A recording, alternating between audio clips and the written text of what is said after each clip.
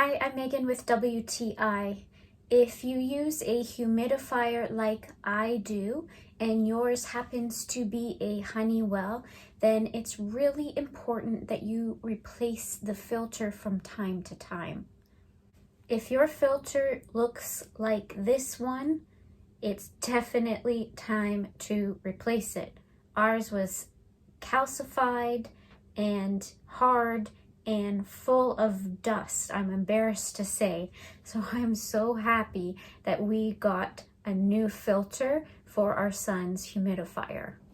This filter has a blue pre-filter layer all around the outside edge, which is going to help capture larger particles. It takes zero effort to install.